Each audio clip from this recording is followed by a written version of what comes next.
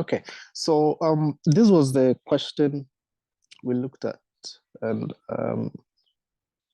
this is the one I want you to look at. We've already looked at aspects of it. I just want you to take them through how changes in the capital structure of the project affects its viability, right? So here you see that there's the last part, right? The last part, it says that as an AAA rated investment company, Quinesta could lever the project by borrowing 80% of the purchase price at an interest rate of 5% per annum to be repaid in 4 years from Addison Forsen Pension Fund. So if Quinesta still faces a marginal tax rate of 30% and requires 10% return on this investment and plans to go ahead with the borrowing, show by modeling in MS Excel with explanation how leverage affects the viability of the investment, right? So the solution is here. Let me show you. And I think you've already seen the solution. Okay, so this is a solution. So this was the initial solution to, I think, the first question, where we computed the NPV, the IRR, profitability index, and then the investment value. And for this solution, we assume that the project was financed with 100% equity. So you see that I've labeled it as 100% equity, right? And the NPV we obtained was 56,218. The IRR is 11.53%, right? Yes, so clearly this does not take into account the 80% loan that could be used in financing the project. Right. So here, I've made the necessary adjustments to the solution. And you can see that I've included a few things. So look at what I've done here. I've included, I think, the corporate tax rate. Let's see. Yeah, I've included the corporate tax rate. I've included the, I think, the interest rate on the loan. And then I've also included the WACC over here, right? And then I've included another section here. I call it the capital structure, okay? And the capital structure is essentially made up of debt and equity, right? So what proportion of debt is used in the project? And you can see that I've set it to 0, right? And the equity proportion is 80%, okay? Hey, sorry, 90%, hey, 100%. So once the equity proportion is still 100%, you see that this model is the same as the situation, the first solution, right, with 100% equity, which gave us an NPV of 56,000. So you can see that the NPV is still 56,000, right?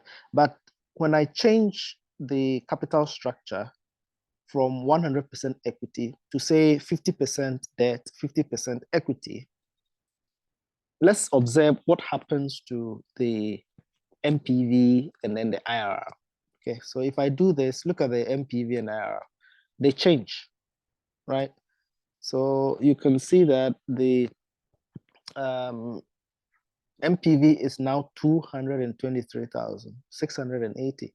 The IRR is now 17.74%. Now, if I change the debt to 80%, as the question requires, you can see that the NPV goes to 292,093.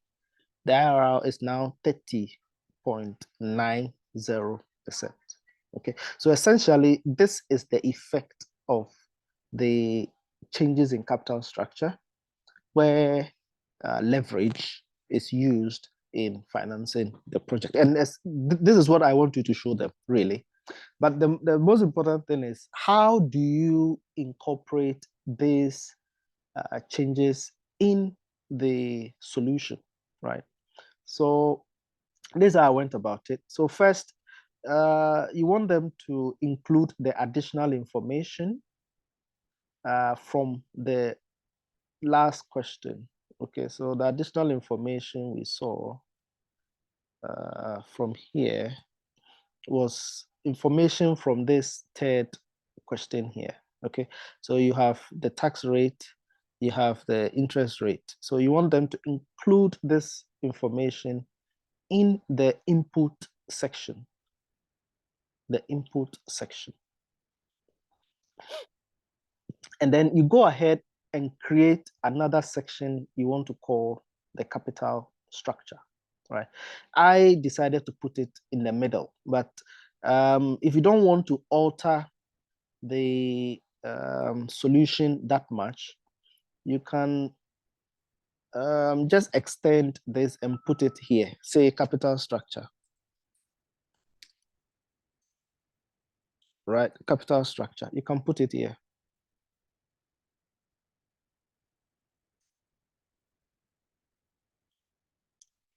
And then you go ahead and do debt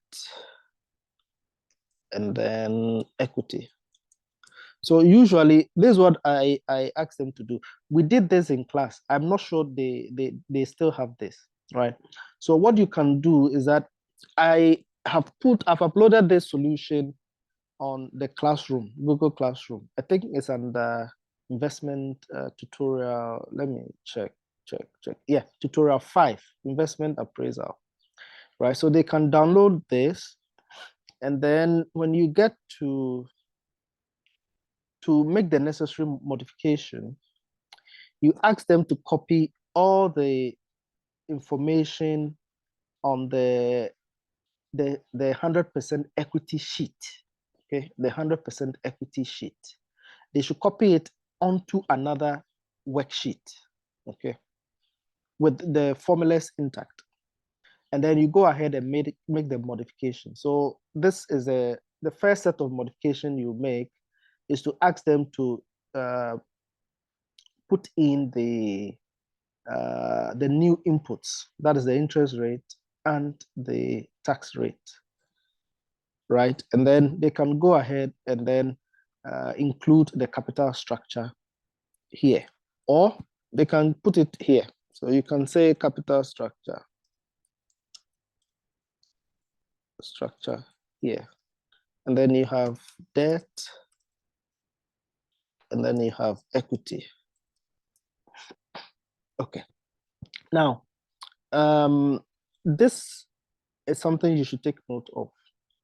So in order to ensure that whenever the debt changes, the equity also changes correspondingly, I insert a formula to do that. Okay, so 100% is the same as 1, right? And so when we add the debt and equity, it should be equal to 100% or 1. Okay, so then when I subtract the debt from 1, whatever remains is the equity, right? So 1 represents the sum of debt and equity. And so when I subtract the debt from the equity, the debt from 1, I get the result for equity. Okay, so look at what I've entered. I've entered equal to 1 minus M4.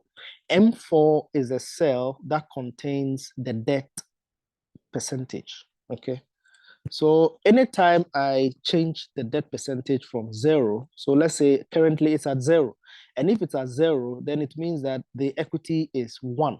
or 100%, right? So let me format it as a percentage. It's 100%, as you can see. So when I change the debt to say 10, you see that equity changes to 90 and the sum is equal to 1, right? So when I change it to 50, it goes to,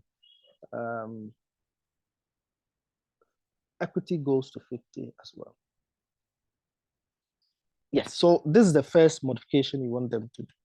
But then also you can also show the how the amount also changes. Okay, so you can see that we have the price of the property under the input section as 1 million, right?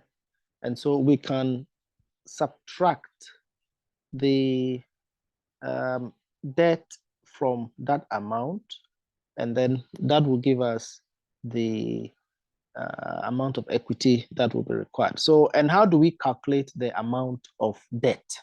So let's say, so let me send the debt back to 0. So let's say the debt is 0. If the debt is 0, then essentially when we multiply 0 by the price of the property or the project cost, which is 1 million, the debt is going to be 0, right? And the equity is going to be this project cost minus the debt, which is giving us what, N4. Okay, so if I change, once I've done this, I've inputted these formulas. Once I change the debt, it automatically updates the equity for me in terms of percentage and then in terms of amount. Okay, so I'm changing the debt to 10%. Let's observe the changes to the equity percentage and then the equity amount. Look at it. So 10% of the project cost of 1 million is 100,000, right? And that reduces the equity to 900,000. If you add the two, it should give you 1 million, right? So here I want to calculate the sum. So the totals. So this is 100% and this is 1 million. Let me format this as currency.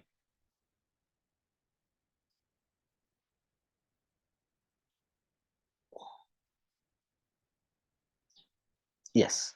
So you see, you have the totals as this. Okay. So this is the first modification you need to make. The second modification, and this is at the input section. See the input section. The second modification you need to make is a modification to the cash flow section, right? The cash flow section. So look at the worksheet that has 100% or that uses 100% equity, or where 100% equity was used. You can see that we ended at the net cash flow, or we found the discounted values of this net cash flows here, and that was what we used in computing the performance metrics. Here, because the capital structure has changed, right, we need to add another set of information for us to be able to effectively calculate the performance metrics, right? So for example, we're going to borrow some money. The question says we can borrow 80% of the project cost, okay? So I'm changing it to 80%. And 80% of that means we can borrow 800,000 out of the 1 million Ghana cedis. What that means is that the equity contribution is going to be 200,000, right? And so when we borrow 800,000, that 800,000 is going to come into the company or the project as a positive cash flow, right? It's money that is coming into the company. So it's a positive cash flow, right? And so we'll just after the net cash flow section, we will include one column, which we will call the loan.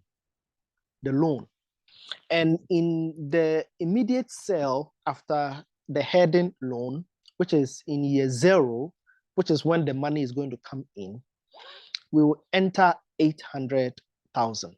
Okay, 800,000. Now you can see that the 800,000 is already given here because I've already computed it in the input section. And so you use a link to pick that information, right? The link is just equal to, and then you type the cell number of the debt amount. Okay, so that is what you see here, G4. Now, because we have obtained a loan, we have to pay interest on the loan, right? Now, the question here says that the loan will be repaid as an interest-only loan, as an interest-only loan. So during the duration of the, how do I call it? The project will only pay the interest on the loan. And then on the maturity, we'll pay the principal, right? So what this means is that under the loan column, in year 0, the money will flow in as a positive cash flow. And then on maturity, we have to pay it back.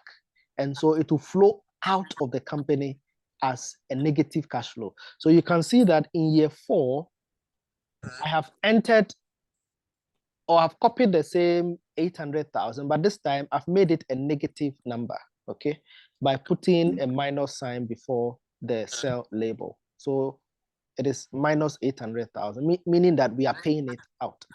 Then I create another column called interest. And here I calculate the interest amount that will be paid every year, okay, on an interest-only basis. And how do I calculate that? I multiply the interest rate by the loan amount, as you can see here. So the interest rate is here, is 5%. The loan amount is 800,000. When you multiply it, you should get the interest expense. And now you can see that the interest expense is a negative cash flow. The interest expense is a negative cash flow. And so it is money that is going to flow out, okay?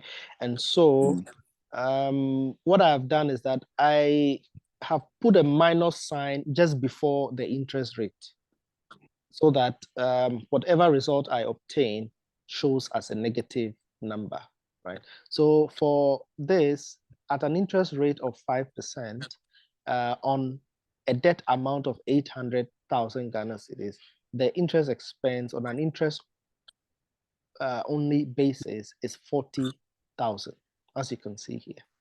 Now, the effect I want you to show is that when you borrow money and the project is already viable, even without a loan, right? The tax shield, which is the savings you make or the company makes, is what is going to increase the value of the project, okay? And so we need to compute the tax shield. So in the next column, I have created this column I'm calling the tax shield. So we need to calculate the tax shield. And from the lecture, we calculate the tax shield by multiplying the interest rate by the interest expense. And I'm going to repeat that. We calculate the tax shield by multiplying the interest, by multiplying the corporate tax rate or the tax rate. Let me leave it that way. The tax rate by the interest expense, okay? So the tax rate is given as 30% in the input section, as you can see here. And then the interest expense is what we have just calculated. And so when we multiply the two, what we obtain is this 12,000 here, which represents the tax shield. Okay. So once we have calculated these 3 columns, the loan amount, the interest amount, and then the tax shield, then the last thing we need to compute is what we are going to refer to as the cash flow to equity. Cash flow to equity, right? So the cash flow to equity. Now, the cash flow to equity is essentially the amount of the cash flow that goes to the equity shareholders, who are effectively the owners of the company, okay, relative to how much they have invested in the company. Okay, so look at it. The equity shareholders are going to contribute only 200,000 because they are going to borrow 800,000 out of the 1 million. Okay, and so in year zero, the equity to cash flow is going to be the amount they are going to invest, which is the 200,000. Okay, and look at it.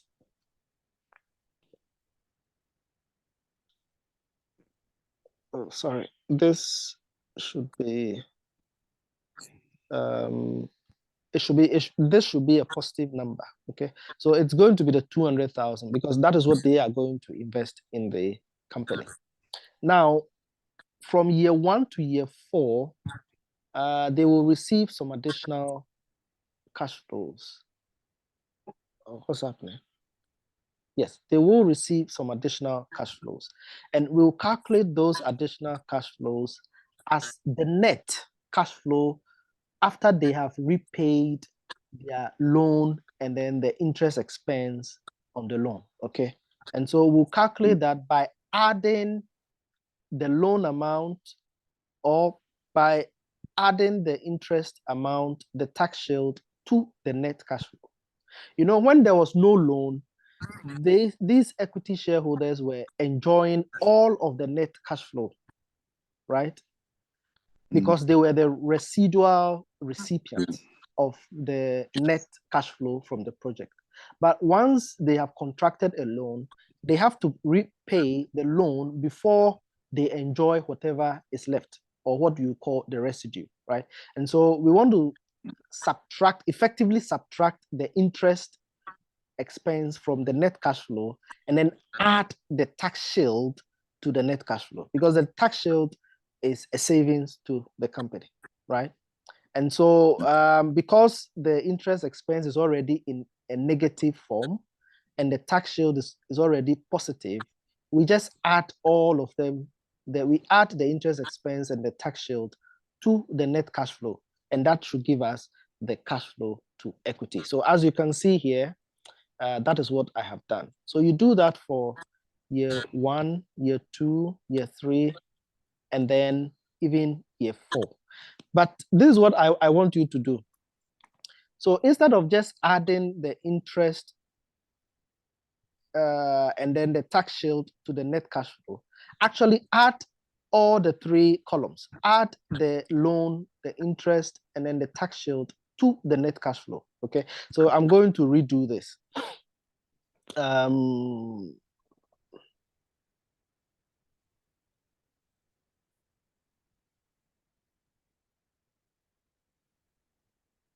So I'm going to redo this and say sum. So I'm going to sum from the net cash flow up to the tax shield area. Okay. And because the loan is 0 for year 1 to year 3, you'll get the same results. Okay. We're going to get the same results.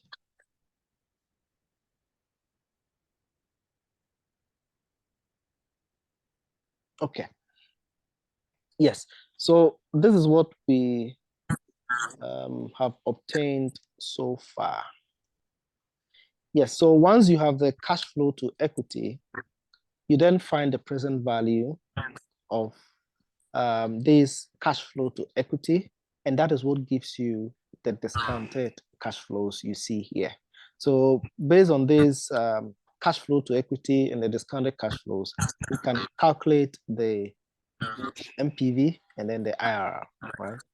So when we add all the discounted cash flows, it gives us the MPV, and then we can also calculate the IRR based on the cash flow to equity. Yeah, so I'll pause here. Go Do you let's start the have first. any questions?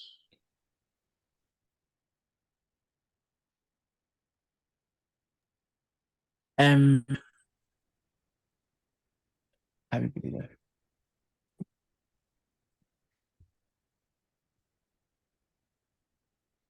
Doc, can you um tell us how you did the IRR? Sometimes these figures you can be trying and then you are not getting it. Can you No. do IRR the is simply calculation? the formula. So put the formula equal to IRR, and then the values you need to put in are the cash flows to equity, the cash flows to equity, the cash flows to equity. So you use the cash flow and not the discounted cash flows. That should give you All right. the value.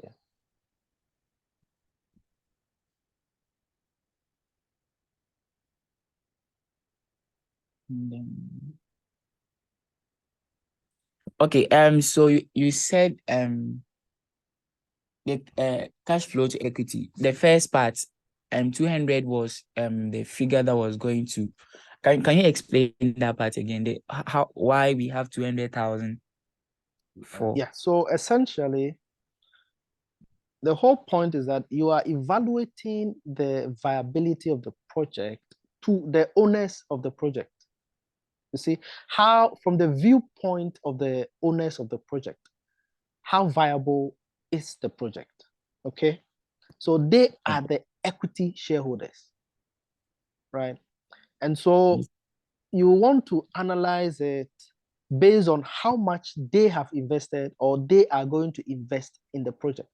Now, without the loan, okay, without the loan, they would have had to come up with the project cost of 1 million Ghana cedis. Okay, so you see, when we had when in I think the first question, you were to evaluate the project on a 100% equity basis. You saw that they were the one going to find the 1 million to invest, right? And so they were the only people who were going to enjoy the net cash flows from the project, right? But in this case, because they've gone to borrow 800,000 of the 1 million, they are going to invest only 200,000 and not 1 million, right? They are going to invest only 200,000 of their own money, right? So in year zero, that is what they are going to invest. And after making that investment and generating some cash flows from year 1 to year 4, they will have to pay back the loan they have contracted plus the interest on the loan. You get it? And whatever amount is left is the cash flow that comes to them. It's effectively another type of net cash flow that comes to them. But because we have already computed net cash flow here, we can't repeat it as net cash flow. So we call that cash flow to equity. It is the cash flow that goes to the equity shareholders. Indeed, there is a cash flow that goes to the debtors, the creditors. You get it? Those who provided the loan to the owners of the project. And so we want to separate those cash flows that go to the owners of the project, and based on that, we calculate the performance of the project. Yeah. So that is why you have 200,000 there. Okay, thank you.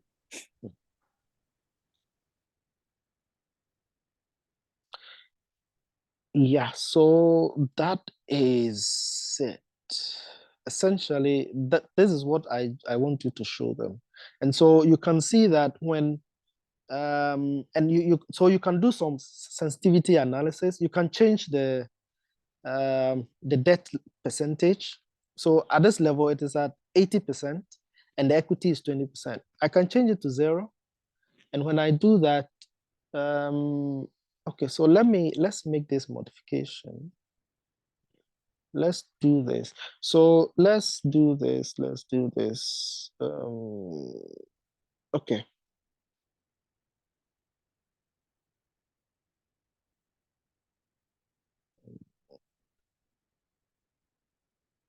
Okay. let's do 80%. Okay, so let's, under the cash flow to equity, let's sum all the these variables from the net cash flow to the tax shield. So sum them up this way, just like you did for the other ones. Okay. So once you have this, and if you change the debt level, you should get the same result as you saw in the worksheet with one labeled as 100% equity. You can see that the MPV is 56,216, and you have the same 56,216 here. That is when you use 100% equity. Now, when you can change it to say 10% to show them how debt magnifies the project value or the value of the firm when you use that. So at 10%, you see that the MPV goes to 94,000. The IRR increases to 12%. When you go to say 30%, the MPV goes to 164. The IRR goes to 14.37. When you go to 50%, the MPV goes to 238, IRR 17.4. And then when you jump to 80%, you have 292,093 as the MPV. And then the IRR goes to 31% approximately. So this shows that when you borrow money, right, especially, and this is the caveat, when the project is already viable without a loan, okay, as we saw in the case where, in the case with, or in the capital structure with 100% equity, okay, the project was still viable because you had a positive MPV. You can magnify the viability of the project by including debt, okay? So that's what you see here. Now the MPV has gone to 292,000 and the IRR has jumped from 12% now to about 31%. So that's the effect of the leverage on the project. Now, you would also see that if the project was not already viable when 100% equity was to be used, then it means that if you use debt, then your cost is going to be magnified as well. You get it? And so you don't want to use debt when the project is not already viable at 100% equity level. Yeah, so that is it.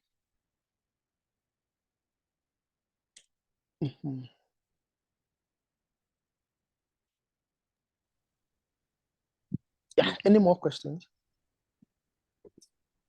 Go back to the original solution. There was some. This is it.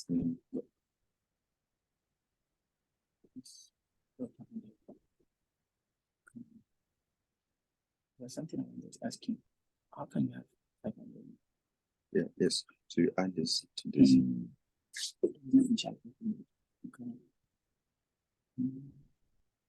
That's when you change this to 80%, but here it's 50-50.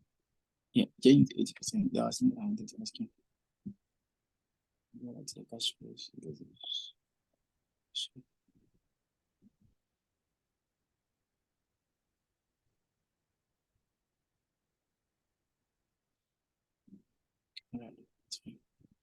Okay, I think we don't have any further questions. Okay. Yeah. Okay, so you see that this Excel sheet is there in the let me see, on the Google Classroom as tutorial 5, investment appraisal. So they should download the tutorial question and then the solution set anyway. So yeah, that you take hello. them through how to do it. Okay, so when I went to the Google Classroom, yeah, there were two. One, tutorial 3 was the one that you are using, but tutorial 5 is similar, but then the years were 20. Oh, is that so? Oh, but the Yeah. one I have here is 4 years. Mm, Oh, yeah. So I've seen the one with the 4 years, but that one is tutorial 3, investment appraisal. no, sir. Mm. Because my tutorial 3 is portfolio construction. Mm. So this is this tutorial 1, 2, Mm. 3 is portfolio construction. 4, Mm. 5 is investment appraisal.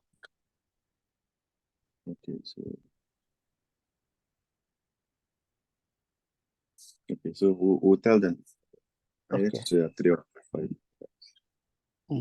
Okay, that's fine. Okay. Okay, so let me know what happens after the class. Okay, sure. We'll let you know. Thank you. Bye. Bye.